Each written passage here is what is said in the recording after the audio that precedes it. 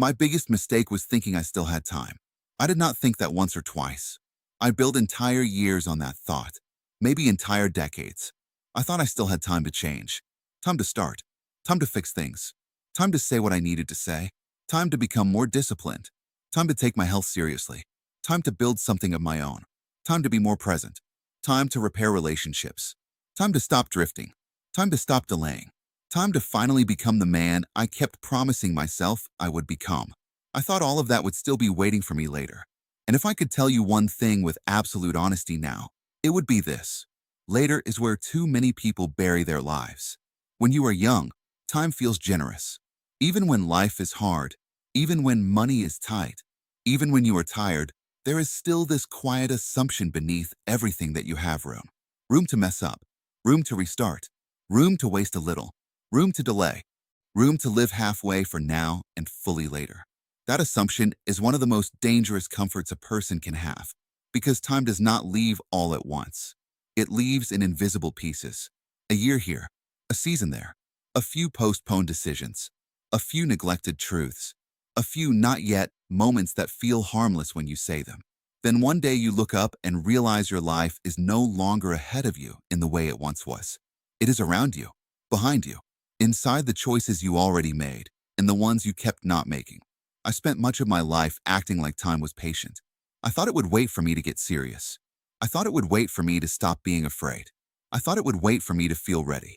I thought it would wait for me to finish surviving and finally begin living. I was always telling myself some version of the same lie. Once things settle down, once I get through this season, once the pressure eases, once I have more money, once I have more confidence, once I know exactly what to do, then I'll begin. Then I'll become more intentional. Then I'll stop wasting my potential. Then I'll move toward the life I actually want. But there is always another season, another pressure, another reason, another delay. And if you build your life around waiting for the perfect time to become serious, you may never become serious at all. That is what happened to me. Not because I had no dreams. I had them. Not because I had no awareness. I knew many things needed to change. Not because I had no desire. I wanted more from life than what I was living. The problem was not lack of desire. The problem was the illusion of time. I thought I could keep pushing the important things forward and still somehow arrive at them untouched. I thought the man I wanted to become would still be waiting for me 10 years later with the same energy, the same courage, the same opportunity, the same options. But time does not preserve your possibilities for you. It changes them, quietly, constantly, sometimes permanently.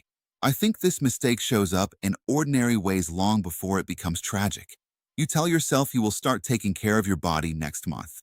You tell yourself you will sit down and learn what you need to learn when life gets less busy. You tell yourself you will have the hard conversation when the moment feels right. You tell yourself you will stop tolerating what is draining you once you are stronger. You tell yourself you will become more present with the people you love when work is less demanding. You tell yourself you will finally build something meaningful after you get through one more year of survival. The problem is not that those thoughts feel dramatic. The problem is that they feel normal, reasonable, and because they feel reasonable, they can quietly govern a life. I know because they govern mine. I was not reckless. I was not chaotic. I was not obviously self-destructive. That almost made it worse. My life looked responsible enough that no one would have pointed at it and said this man is wasting his years. I worked. I handled responsibilities. I showed up where I was expected. I did what needed to be done. But under all of that, there was a habit I did not fully see. I kept delaying the deepest parts of my life while staying very busy with the surface of it. And surface-level busyness is dangerous because it gives you the feeling of movement without the reality of transformation. There were years when I could feel something inside me asking for more. More honesty, more direction, more ownership, more health, more discipline, more courage, more truth. But every time that deeper voice rose up, another voice answered it. Not now. You've still got time. Handle what's in front of you first. Get through this phase first. Be practical. Be realistic. Don't disrupt everything. And that second voice always sounded mature. That is one of the biggest lies time tells. It teaches delay in the language of responsibility. I remember birthdays changing for me at some point. When I was younger, a birthday barely meant anything.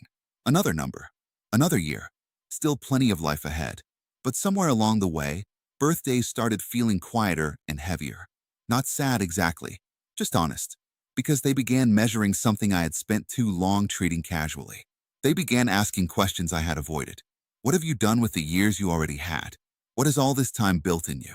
What is still unrealized because you kept saying later? That is when time stops feeling theoretical. It becomes personal. One of the hardest things to admit is that I did not lose time only through bad choices.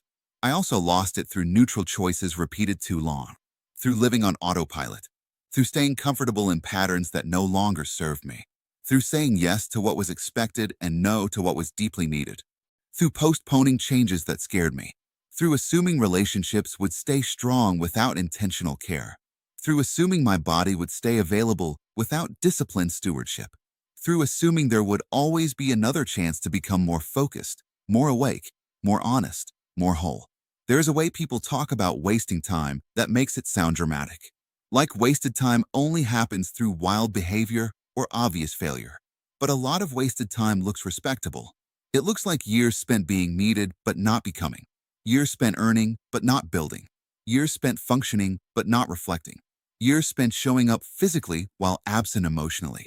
Years spent talking about what matters and then giving your best energy to whatever is urgent instead. That was my version. I wasted years in ways that looked responsible enough to keep me from feeling alarmed. And the thing about time is that it does not only take years from you. It changes who you are while it is passing. That may be the part younger people understand the least. It is not just that you have fewer years later. It is that the later version of you does not have the same body, the same momentum, the same flexibility, the same emotional energy, the same opportunities, or the same innocence. You cannot postpone something indefinitely and assume you will meet it later with the same strength you have now. Time doesn't just move the calendar. It moves you. I think about health when I say that. There were signs I ignored because I thought there would be time to deal with them later. Fatigue, stiffness, weight, sleep, stress. The way my body kept speaking softly while I kept answering loudly with distraction and excuses. I was not abusing myself in some extreme way. I was simply neglecting what needed steady care. That is another way people lose years. Not through one catastrophic act, but through long inconsistency, through assuming the body is patient, through spending decades borrowing from tomorrow's strength and acting surprised when tomorrow arrives with interest. But it was not only health, it was relationships too. I thought there would be time for deeper conversations, time to be more emotionally available, time to become the kind of father, husband, friend, and man who was not always partly elsewhere. I assumed love could tolerate indefinite postponement as long as I was still around. But love does not only need your presence in the technical sense. It needs your attention, your listening, your softness, your willingness to stop living at the edge of yourself and actually arrive. And when you postpone that too long, the damage is rarely loud at first. It becomes distance, familiar distance, functional distance, the kind that can live in a house for years before anyone says its name. There was also the matter of purpose. I had things in me that I kept not building. Ideas, convictions, the desire to create something more meaningful than just maintenance. The need to stop living so reactively. The dream of using my life, not only spending it. But every one of those things required something from me that I was always pushing into the future. Focused action, honest discipline, clear intention, the willingness to stop hiding behind circumstances. I thought I would eventually become that man by wanting to. But wanting without deciding is just emotional theater. Time does not transform longing into reality. Decisions do. I wish I had learned earlier that one of the most dangerous phrases in adult life is, "I still have time." Sometimes it is true in the technical sense, but spiritually and practically, it can be deadly because it makes urgency disappear from the places where urgency actually belongs. It makes you treat the deepest work of your life as optional. It makes you believe that becoming a better man, a healthier man, a more honest man, a more disciplined man can safely wait while everything else gets your attention first. But the deepest work of your life should not always come after everything else. In many ways, it is the thing that should shape everything else. I had a season where this truth hit me hard. Nothing dramatic happened. That seems to be a theme with the deepest realizations. They often come in stillness, not crisis. I was sitting outside one evening, and the day was quiet in a way that made it impossible to avoid myself. No noise, no demands, no movement, just enough silence for memory to start talking. And I suddenly saw how many years I had spent assuming there would be another chance to get serious about things that mattered most. I saw versions of myself I had postponed, conversations never had, habits never built, changes never made. I saw how often I had mistaken awareness for action, and I felt something sharper than guilt. I felt grief. Not grief over one event, grief over drift, grief over the years I did not lose loudly enough to notice, grief over the man I kept promising to become while continuing to live in ways that made becoming him unlikely. That is a painful thing to face, especially when you are older, because old age strips some illusions away. It makes the truth more visible. It shows you that life is not moved by intention alone. Good intentions do not create discipline. Awareness does not create change. Time does not create wisdom by itself. Sometimes time simply reveals the consequences of what you kept postponing. I am not saying there is no hope later in life. There is. I am speaking to you at all because there is. But later life changes the emotional weight of procrastination. In your 20s, delay feels cheap. In your 30s, manageable. In your 40s, noticeable. In your 50s, concerning. By your 60s and 70s, some delays start feeling irreversible in the form they once could have taken. You may still heal. You may still learn. You may still rebuild. But you do so with a deeper awareness that earlier obedience would have cost less and yielded more. That awareness can either crush a person or wake him up. For me, eventually, it woke me up. Painfully, but clearly.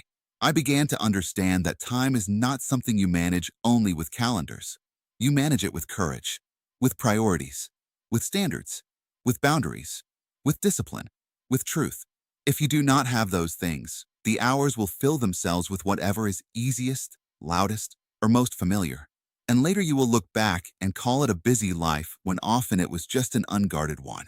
If I could speak to my younger self, I would not tell him to panic. I would tell him to respect time more deeply.